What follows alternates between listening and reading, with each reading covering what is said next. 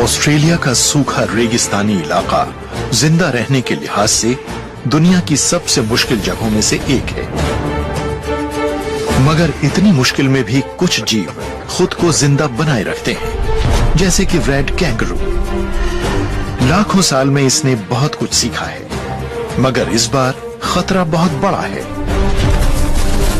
यहां जबरदस्त सूखा पड़ा है। हजारों जीव पानी और खाने की कमी के कारण मर चुके हैं। ये शानदार कैंगरू भी खतरे की चपेट में है। क्या वो इस जबरदस्त सूखे से बच पाएगा, या फिर इस जंग में रेड कैंगरू का भी काम तमाम हो जाएगा?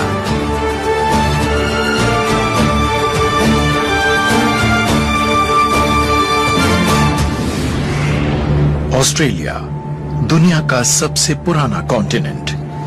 करीब 3/4 ऑस्ट्रेलिया ऐसा ही दिखता है। इसके बीच वाले हिस्से में साल में सिर्फ 13 सेंटीमीटर बारिश होती है। टेम्परेचर 44 डिग्री सेल्सियस तक पहुंच जाता है। मगर यहां रहने वालों की मुसीबत यह है कि यहां मौसम का कोई अंदाजा नहीं लगाया जा सकता। ये ऐसा इलाका है जहां मौसम नहीं बदलता, सिर्फ उसका मूड बदलता है। यहां वही जिंदा रहेगा जो मौसम की मार झेल सके और उसके साथ चल सके। ऑस्ट्रेलिया के रेगिस्तान में रहने वाले रेड कैंगरू की तो इस काम में पूरी मास्टरी है। बच्चे को थैली में रखने वाला ये दुनिया का सबसे बड़ा जीव है।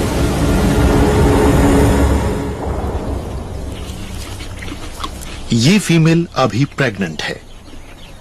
रेड कैंगरू फीमेल्स करीब करीब हमेशा ही प्रेग्नेंट रहती हैं। इन्होंने अपने रिप्रोडक्टिव सिस्टम को भी यहां के अनप्रेडिक्टेबल मौसम के हिसाब से बदल डाला है।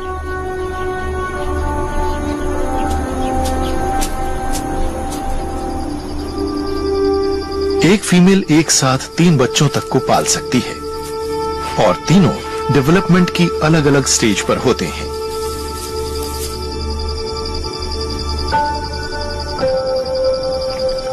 ये है पहला बच्चा, पीनट। मां के पेट में 33 दिन रहने के बाद ये बाहर आया है। न इसकी आंखें हैं और न ही बाल।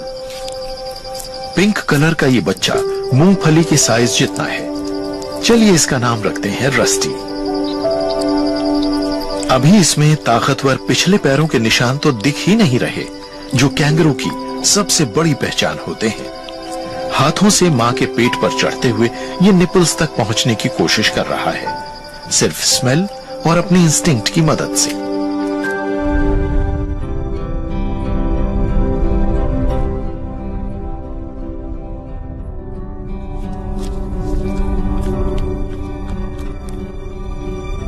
इसके फौरन बाद फीमेल फिर से मेटिंग के लिए तैयार हो जाती है। इसके हार्मोन्स फिर से ओव्यूलेशन शुरू कर देते हैं। फर्टिलाइज होते ही मां का एंडोक्राइन सिस्टम इस नए एम्ब्रियो को एक तरह से फ्रीज करके रख देता है। ये दूसरे नंबर का बच्चा है।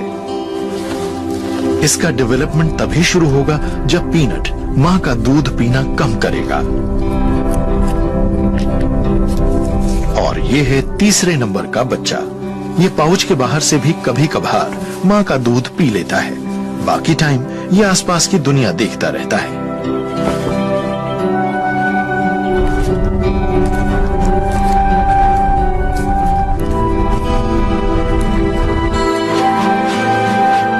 फीमेल एक जीती जागती असेंबली लाइन जैसी है, जो एक साथ 3 अलग अलग साइज के बच्चे पालती है।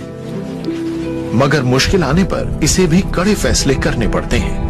वो अपने पाउच में पल रहे पीनट की मिल्क सप्लाई बंद कर देती है और उसके मरते ही फ्रीज पड़े एम्ब्रियो का डेवलपमेंट फिर शुरू कर देती है।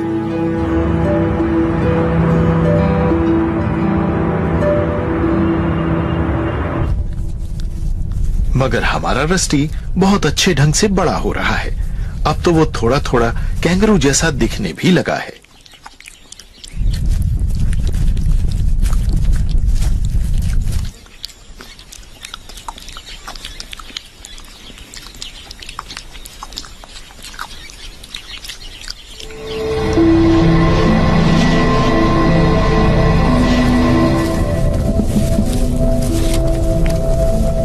3 महीने का होने तक ये बाहर की दुनिया की आवाजें भी सुनने लगता है, जहां जल्द ही इसे भी आना है। ये दुनिया इसके लिए बहुत अनजानी है और इसीलिए वो कुछ टाइम और पाउच में ही रहना पसंद करेगा।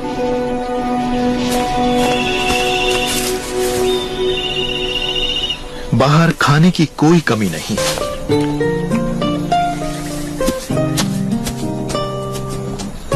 मगर इस इलाके में लंबे पैर सिर्फ कैंगरू के पास ही नहीं होते। ये एम्यू है, ऑस्ट्रेलिया की सबसे बड़ी नेटिव बर्ड। इसके पैर भी खूब बड़े होते हैं।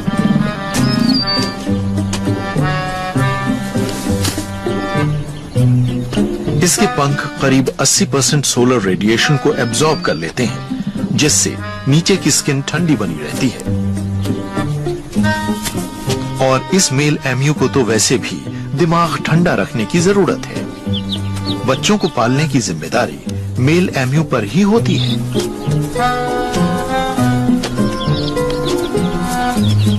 बच्चे पूरे 18 महीने तक उसके साथ साथ बने रहते हैं। मगर एम्यू कैंगरू जैसे केयरिंग पेरेंट्स नहीं होते। नए बच्चे पैदा होते ही ये बड़े बच्चों को छोड़ देता है। ये कैंगरू की तरह उनकी देखभाल नहीं करता। रस्टी तो अब भी खाने और प्रोटेक्शन के लिए अपनी मां के भरोसे है और उसके साथ ही बना रहता है। मगर अब लगता है कि उसे भी आजादी की हवा लग गई है। शायद यहां कुछ मजेदार देखने को मिले। जल्दी ही वो दूसरे कैंगरू से दूर चला जाता है और यहां उसके लिए खतरा हो सकता है। कैंगरू के बच्चों के लिए तो खतरा और भी ज्यादा होता है।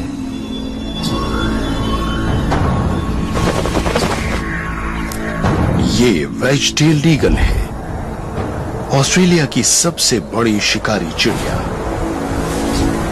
और कैंगरू के बच्चे इसे बहुत पसंद भी हैं। मां को पता भी नहीं है कि रस्टी कहां है। मगर ईगल बहुत अच्छी तरह से ये बात जानता है। रस्टी के बड़े कान उसे बता देते हैं कि कुछ गड़बड़ है, मगर अभी वो इतना बड़ा नहीं हुआ कि ठीक ठीक समझ सके।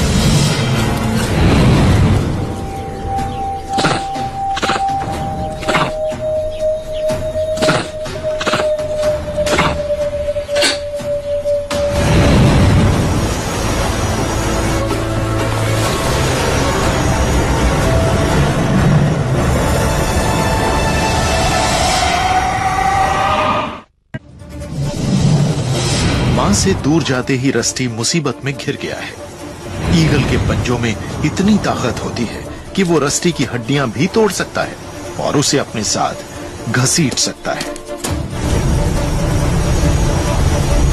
मगर तभी आसपास कुछ हलचल सी होती है।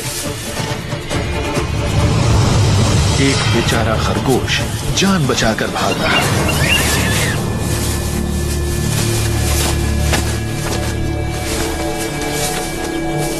रस्टी की किस्मत अच्छी रही कि ईगल को इस बार आसान शिकार मिल गया।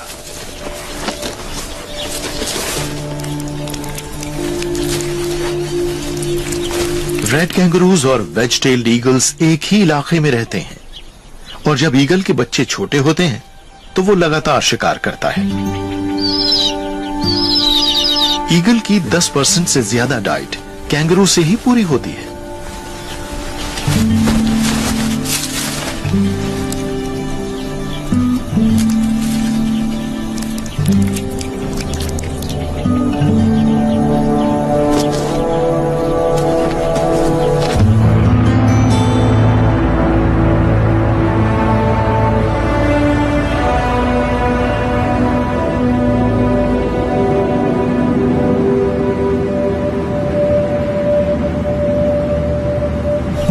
रस्टी की उम्र अब 8 महीने की हो चुकी है और वो इतना बड़ा हो चुका है कि अब उसे हमेशा पाउच से बाहर ही रहना होगा। कुछ महीने बाद उसे मां का दूध भी मिलना बंद हो जाएगा।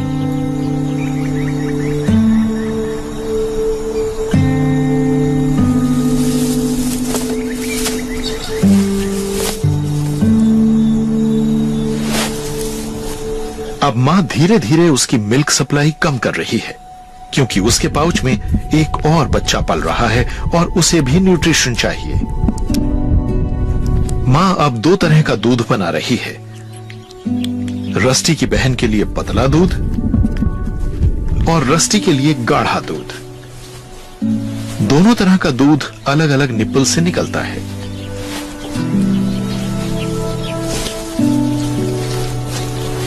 मगर रस्टी जैसे मेल्स खूब दूध पीते हैं और दूध पीना छोड़ने तक फीमेल कैंगरू से 10% बड़े हो चुके होते हैं।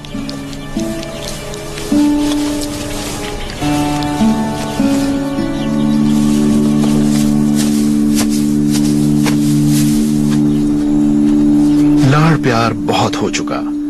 रस्टी की मां ने अब उसे पूरी तरह से अलग कर दिया है। दूध अब दूसरे बच्चों को चाहिए। रस्टी भी आसपास के इलाकों को जानने समझने निकल पड़ा है।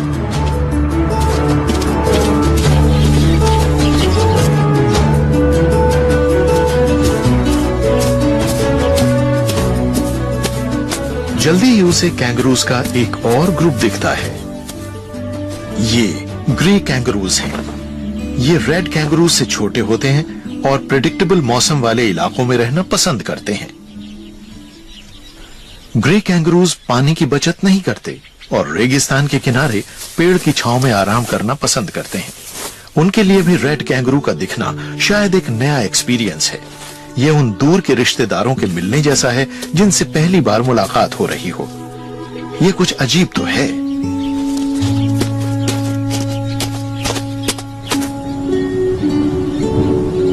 और ये है कैंगरू परिवार का एक और सदस्य, वॉलरूज। साइज के हिसाब से ये रेड कैंगरू और वॉलबीज के बीच की स्पीशीज है। ये शेड और पानी की तलाश में अक्सर पहाड़ी इलाकों में ही ज्यादा मिलता है। रेगिस्तान में रहने वालों के लिए पानी से कीमती कोई चीज नहीं होती, मगर गारंटी नहीं कि पानी मिल ही जाएगा। ऑस्ट्रेलिया के इस हिस्से में मौसम का कोई भरोसा नहीं। यहाँ कभी भी कुछ भी हो सकता है। जहाँ पानी होता है, सारे जीव वहीं जमा होते हैं। एम्यू, रेड कैंगरू और वॉलरूज सब पानी पीने आए हैं। मगर धूप इतनी तेज है कि पानी सूखकर दलदल बनता जा रहा है, जिसमें जीव फंस भी सकते हैं। रस्टी को वैसी तेज प्यास नहीं लगी है जैसी ग्रे कैंगरूज को लगी है। रेड कैंगरू की किडनी इतनी कमाल की होती है कि वो यूरिन को कॉन्सेंट्रेट कर लेती है और उनका कम पानी से भी काम चल जाता है। मगर ग्रे कैंगरू को लगातार पानी पीना पड़ता है और यही प्यास कई बार उन्हें मुसीबत में डाल देती है।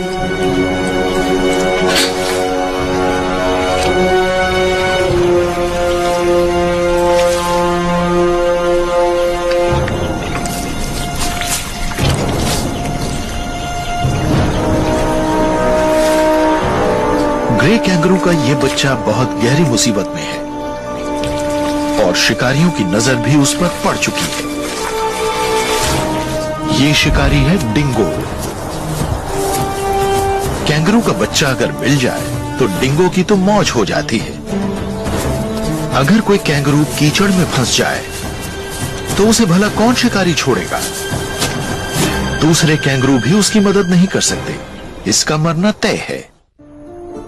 रस्टी अभी सिर्फ 18 महीने का है, मगर उसमें इतनी समझ तो है कि वो झटपट खतरे से दूर भाग आया। उसे अब बढ़िया खाने की तलाश है। वो अब भी बच्चा है और एडल्ट्स के मुकाबले तेजी से एनर्जी खर्च कर रहा है।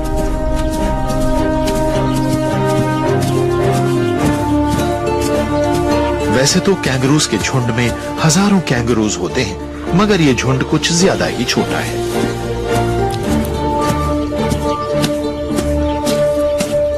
और रस्टी के यहां पहुंचते ही इस ग्रुप के एक मेल के कान खड़े हो गए।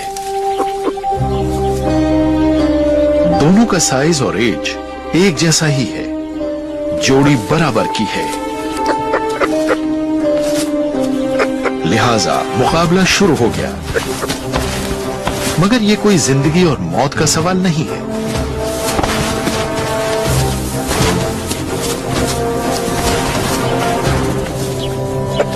इससे ये जो भी सीखेंगे वो आगे इन्हीं के काम आएगा।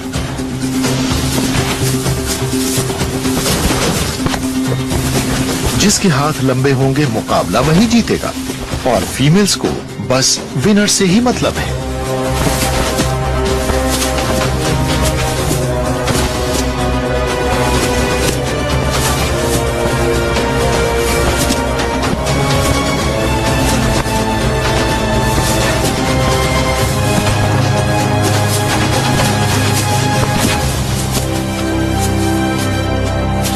रस्टी इस बार तो नहीं जीत पाया, मगर आज इसने बहुत कुछ सीखा है।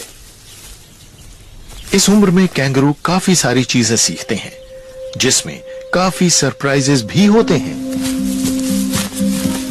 घास में सरसराहट होने से इस ग्रुप में थोड़ी घबराहट फैल गई, जिसमें रस्टी भी शामिल है। मगर रस्टी पास से देखना चाहता है। ये एक सिंगल बैक लिजर्ड है। इसकी चमड़ी काफी मोटी होती है और पूंछ देखने में सिर जैसी लगती है, इसीलिए इसे एक और नाम मिला है, टू हेडेड स्किंक। रस्टी जानना चाहता है कि इसके साथ क्या किया जा सकता है।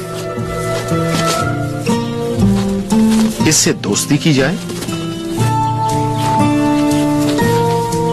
इसके साथ खेला जाए, या फिर ये खाने की चीज है। मगर ये लिजर्ड तो इसमें से किसी काम की नहीं लगती।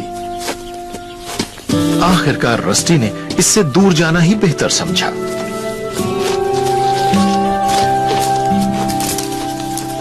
सेंट्रल ऑस्ट्रेलिया का यह रेगिस्तान कई हफ्तों से सूखा पड़ा हुआ है। छोटे मोटे सारे पौधे खत्म हो चुके हैं। खाने की जब इस हद तक कमी हो जाती है, तब भी रेड कैंगरू जिंदा रहने का कोई तरीका निकाल ही लेते हैं। हालांकि पानी के बिना वो भी जिंदा नहीं रह सकते। मगर करीब 150 किलोमीटर दूर मौसम बदल रहा है। यहाँ बादल जमकर बरस रहे हैं और बारिश का पानी सूखी धरती को भिगो रहा है। यही पानी नहरों नदियों से होता हुआ सैकड़ों किलोमीटर दूर तक पहुंच जाएगा, जहां बारिश हुई भी नहीं है। अभी तो ये नहरें सूखी हैं, मगर क्योंकि ये निचले इलाके में हैं, इसलिए जल्द ही पानी यहां पहुंच जाएगा।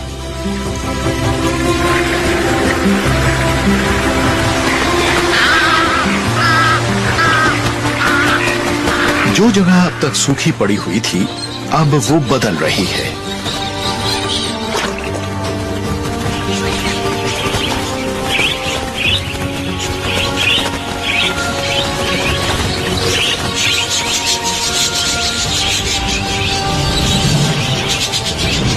बजरीगर्स के बड़े बड़े झुंडों से लेकर डिंगो मदर और उसके बच्चों तक सब के सब पानी देखकर खुश हो गए हैं। ईगल का बच्चा अपने नए पंख फड़फड़ा रहा है और ये नौजवान कैंगरू एक अलग ही मस्ती के मूड में है।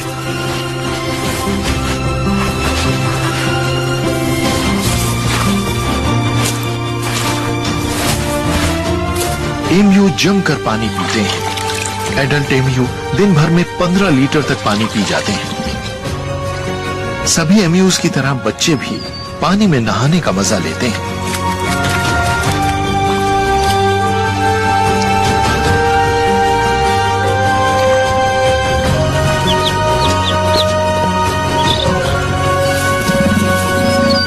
इस रेगिस्तानी इलाके में करीब 5 लाख एमयूज फल और बीज तलाशते हुए घूमते रहते हैं और एमयूज की वजह से ही यहाँ के इकोसिस्टम को भी बहुत फायदा पहुंचता है।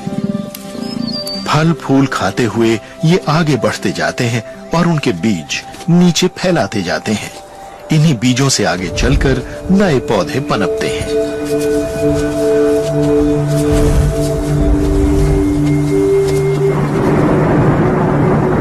वक्त तेजी से गुजर रहा है। रस्टी अब 5 साल का हो चुका है। रेड कैंगरूज का ताकतवर शरीर इन्हें कहीं भी पहुंचा सकता है, लेकिन कई बार बदकिस्मती और कम एक्सपीरियंस की वजह से ये खतरे वाली जगह भी पहुंच जाते हैं।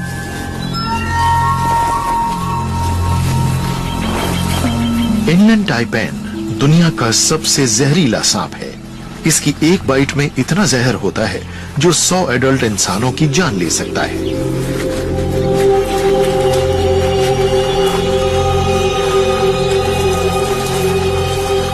और मैमल्स तो इसके खास दुश्मन हैं। ऑस्ट्रेलियन रेगिस्तान में रेप्टाइल्स खूब मिलते हैं, मगर कैंगरूज अच्छी तरह जानते हैं कि सांपों से दूर रहने में ही भलाई है।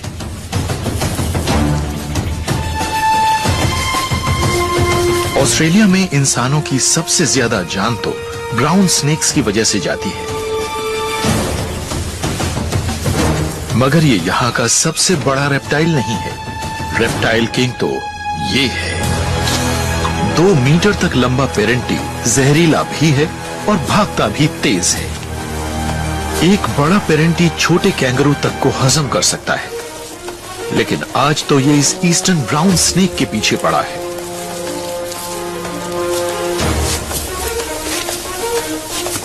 पेरेंटी अपनी 2 मुही जीभ की मदद से ब्राउन स्नेक की गंध का पता लगाकर उसके पीछे पीछे इस बिल तक पहुंच जाता है। बिल में सिर्फ एक ही रास्ता है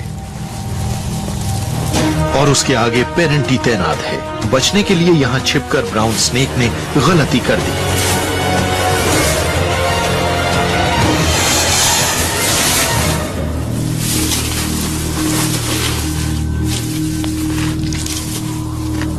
इतना जहरीला सांप होने के बाद भी ये दूसरे रेप्टाइल का शिकार बन गया।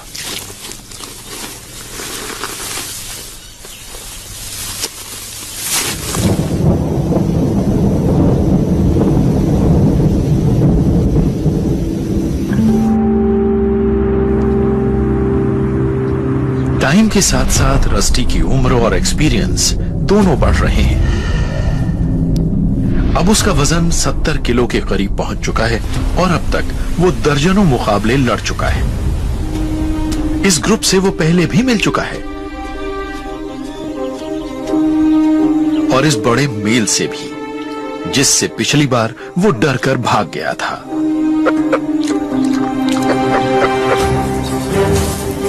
मगर ये 5 साल पहले की बात थी। इस बार रस्टी भागेगा नहीं। दोनों एक दूसरे के सिर पर अटैक करने की कोशिश करते हैं। दोनों ही अपना सिर पीछे रखते हैं ताकि वहां चोट न लगे। हालांकि ये एक तरह की कुश्ती ही है, मगर जो इसमें जीतेगा वो ग्रुप का लीडर बनेगा और हारने वाला एकदम अकेला रह जाएगा। टेस्टिकल्स में चोट न लगे इसलिए उनको अंदर की तरफ खींच लिया जाता है। डार्क ब्राउन कलर का रस्टी शानदार टक्कर दे रहा है, मगर ये अल्फा मेल उससे भी कहीं ज्यादा एक्सपीरियंस्ड है। कोई जीते या हारे, फीमेल्स को इससे फर्क नहीं पड़ता। उन्हें तो बस अच्छे जीन्स चाहिए। मगर इन दोनों में रस्टी ज्यादा जवान है और वो पूरी ताकत से लड़ भी रहा है।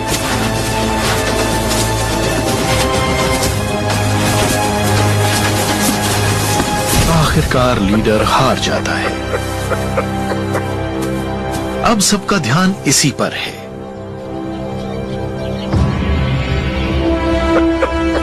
इनका नया लीडर रस्टी है और उसे इसका इनाम भी मिलेगा।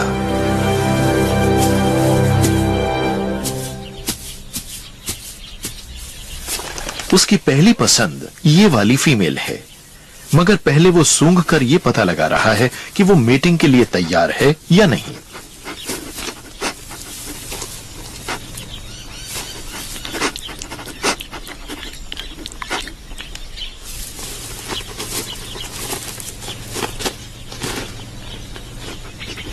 फीमेल तैयार है, मगर रस्टी के पास भी टाइम ज्यादा नहीं है। फीमेल बस कुछ ही घंटों के लिए रिसेप्टिव रहती है और मीटिंग इसी बीच होनी जरूरी है। इसमें ज्यादा टाइम नहीं लगता, लेकिन फीमेल भी तो एक नहीं है। रस्टी को बहुत काम करना है। अब वो किंग कैंगरू है और फीमेल्स के साथ मेटिंग के अलावा उसे दूसरे मेल्स को भी ग्रुप से दूर रखना है जो उसकी लीडरशिप को चैलेंज देने यहां आएंगे। मगर रस्टी की फिक्र यहीं खत्म नहीं होती। टेम्परेचर लगातार बढ़ता जा रहा है और जमीन सूख रही है। इवेपोरेशन इतनी तेजी से हो रहा है कि जानवर और पेड़ पौधों सबका बुरा हाल है। कहना मुश्किल है कि यहां मौसम कब बदलेगा, मगर बदलेगा जरूर। और ये देखिए इस गर्मी ने रेड कैंगरू को क्या सिखाया है। गर्मी से लड़ने में इनका कोई मुकाबला नहीं है। इनकी पीठ पर जो फर है वो करीब 30% हीट को रिफ्लेक्ट कर देती है और इनकी स्किन ठंडी बनी रहती है। इस थर्मल फुटेज में स्किन ब्लू कलर की दिख रही है। सामने वाले हाथों को लार से गीला करके ये अपने ब्लड को ठंडा करते हैं। ये ब्लड बहुत घनी कैपिलरीज से होकर स्किन के पास तक पहुंचता है।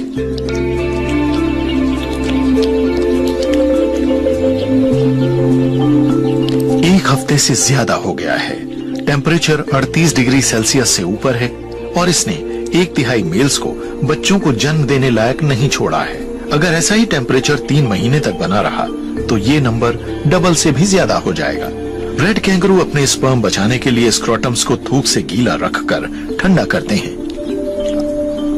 लड़ाई के वक्त ये स्क्रोटम को सिकोड़ लेते हैं, मगर अभी इस गर्मी में वो इसे ज्यादा से ज्यादा बाहर लटकाए रखते हैं और बॉडी टेम्परेचर के मुकाबले उसे 7 डिग्री ठंडा रखते हैं।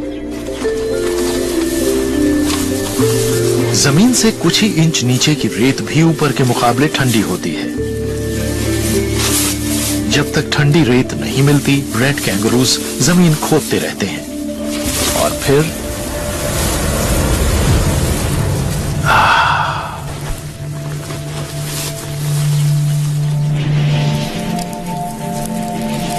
कई महीनों से यहां बारिश नहीं हुई है। सूखी बेजान घास से उसे खास एनर्जी नहीं मिलती, मगर तभी तेज बिजली कड़कने लगती है। हालांकि बारिश तब भी नहीं होती। बारिश के बजाय ये मुसीबत लेकर आती है, भूख से भी बड़ी मुसीबत।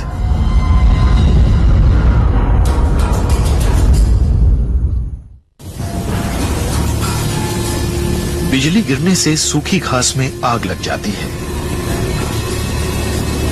हालांकि कैंगरू आसानी से इस आग से बच निकलते हैं। ऑस्ट्रेलिया के सूखे इलाके का करीब 10% हर साल ऐसी आग में बर्बाद हो जाता है। कुछ ही घंटों में बची खुची घास भी खत्म हो जाती है। रस्टी को इससे दूर जाना होगा, मगर वो जाए भी तो कहां जाए? कहीं कुछ भी नहीं बचा है। ऑस्ट्रेलिया के रेगिस्तान में सैकड़ों साल में एक आध बार ही ऐसा सूखा पड़ता है। गर्मी अपने अब तक के सारे रिकॉर्ड तोड़ रही है।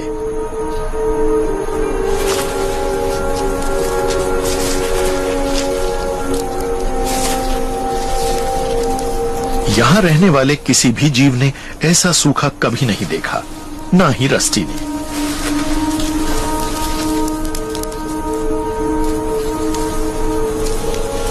ज्यादातर जीव भूख और प्यास से बेहाल हैं। मगर इसके बाद भी अगर कोई जिंदा बच सकता है तो वो है रेड कैंगरू। इंसान के शरीर में 60% पानी होता है, जबकि रस्टी जैसे किसी कैंगरू में ये 70% तक हो सकता है। इतनी तेज गर्मी में भी वो डिहाइड्रेशन से बचा रह सकता है, जिसमें शायद ही कोई इंसान बच पाए।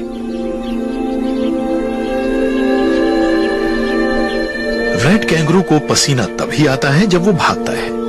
आराम करते वक्त वो हांफते हैं, जिसमें पसीना निकलने जितना पानी खर्च नहीं होता।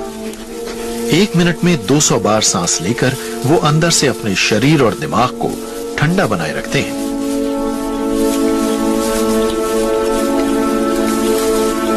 इसके अलावा वो अपने हाथ चाट चाट कर उनको ठंडा करते रहते हैं, मगर इसमें भी उनके शरीर का पानी तो खर्च होता ही है। अगर सूखा मौसम और लंबा खिंच गया तो शरीर को इस तरह से ठंडा रखना मुश्किल हो जाएगा। जहां भी थोड़ी सी छांव मिल जाए, कैंगरू वहीं सुस्ता लेते हैं। मौसम की मार के कारण फीमेल अपनी मिल्क सप्लाई रोक देती हैं। बच्चे पालना जरूरी है, मगर जान बचाना उससे भी ज्यादा जरूरी। पाउच से बाहर सिर्फ दूध पीने वाले बच्चे पहले मरते हैं। इसके बाद बारी आती है पाउच के अंदर रहने वाले बच्चों की। उनके मरते ही फीमेल अपने फ्रीज पड़े एम्ब्रियो को फिर से एक्टिवेट कर लेती हैं, मगर सूखा लंबा चला तो उसका मरना भी तय है। इसके बाद फीमेल रिप्रोडक्शन पूरी तरह से रोक देती हैं। रस्टी जैसे ताकतवर कैंगरू का भी बुरा हाल है। इन हालात में मेल कैंगरू पहले मरते हैं, खासकर रस्टी जैसे बड़े कैंगरू जिनको ज्यादा खाने की जरूरत पड़ती है।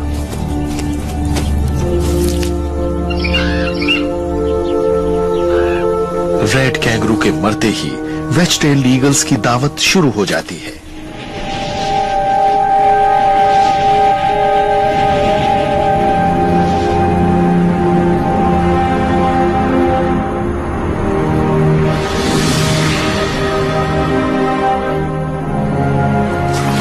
इस मौसम में सिर्फ रेड कैंगरू ही परेशान नहीं है, सूखे की मार सब पर पड़ी है।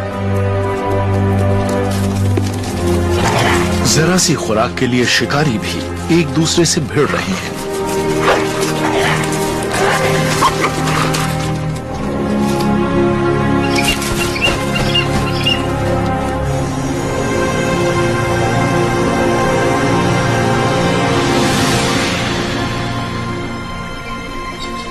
पानी थोड़ी बहुत जगहों पर ही बचा है।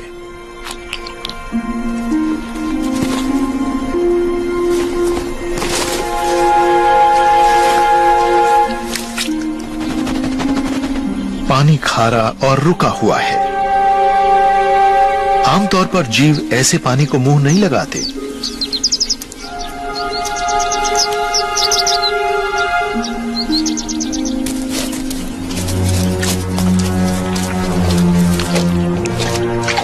मगर वो प्यास से बेहाल हैं। सूखे ने सबको एक जगह इकट्ठा कर दिया है।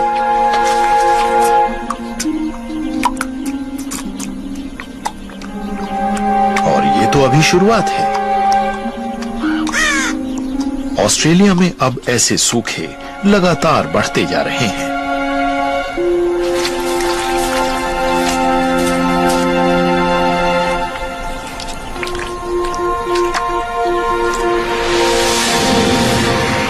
गर्मी लगातार बढ़ रही है और मरने वाले जीव भी। इन्हीं में कई रस्टी के बच्चे भी हैं।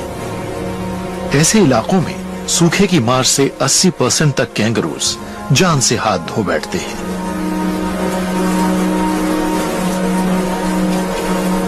मगर ऑस्ट्रेलिया के रेगिस्तान में रहने वाले भी कम हिम्मत वाले नहीं हैं।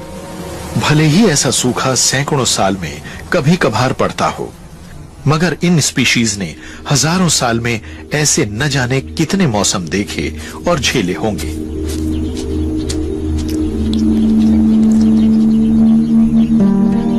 रस्टी अब भी जिंदा है। वो अपनी एनर्जी बचाकर बस इंतजार कर रहा है। मौसम बदलेगा जरूर, सारे दिन एक से नहीं होते।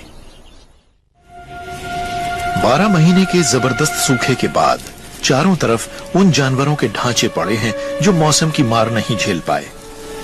मगर हालात कितने भी बुरे हों, वो बदलते जरूर हैं और यहां भी बदलेंगे। कहीं दूर बादल जमा हो रहे हैं। रस्टी को भी मौसम बदलने का पता चल गया है। कहीं ना कहीं बारिश हो रही है और जहां बारिश होगी वहां खाना भी होगा।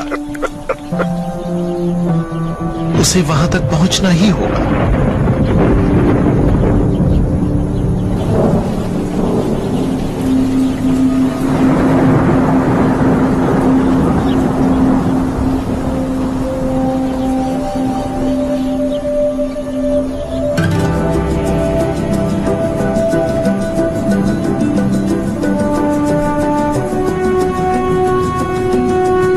बची खुची ताकत समेटकर रस्टी तूफान की तरफ आगे बढ़ता है।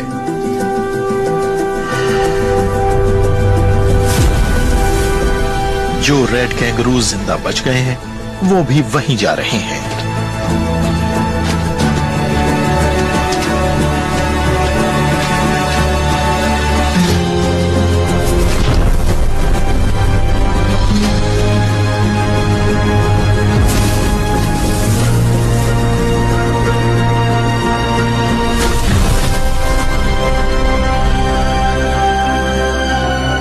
जब रस्टी वहां पहुंचता है जहां बारिश हो चुकी है तो उसे एक नई दुनिया नजर आती है।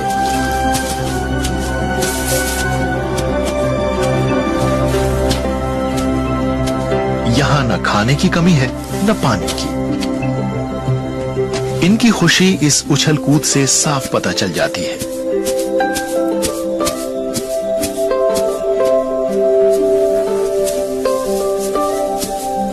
अब ये यहीं रुककर मजे से अपने दिन काटेंगे। कुछ ही हफ्तों में मेल और फीमेल सबको अपनी खोई हुई ताकत वापस मिल जाएगी और वो एक बार फिर से रिप्रोडक्शन शुरू कर सकते हैं।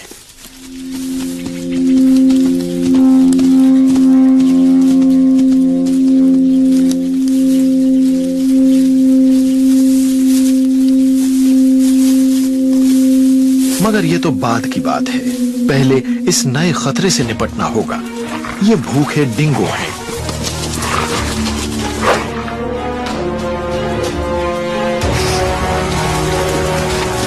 मिलकर शिकार करने से डिंगो की सक्सेस रेट बहुत ज्यादा बढ़ जाती है। वैसे तो डिंगो सबसे कमजोर कैंगरू को निशाना बनाते हैं, मगर जब ग्रुप इतना बड़ा हो तो बड़ा शिकार भी किया जा सकता है, जैसे कि रस्टी का।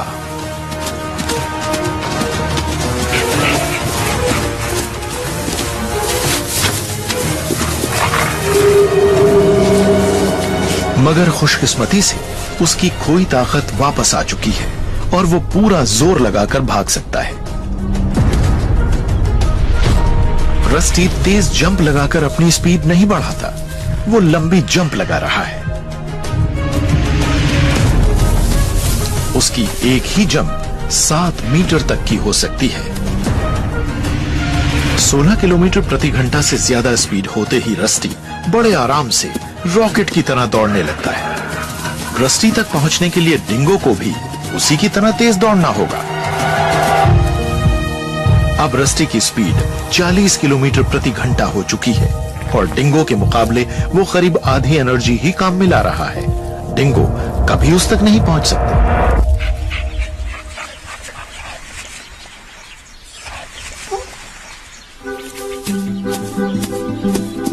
सूखे की वजह से जो बच्चे मर गए थे, रस्टी को उनकी भरपाई भी करनी है।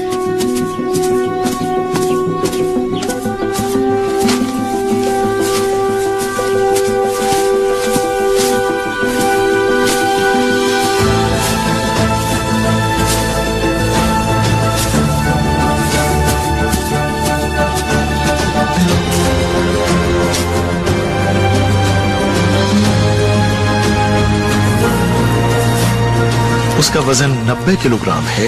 वो ताकतवर है और जवान भी। उसके सिवाय कोई और इस ग्रुप का लीडर हो भी नहीं सकता।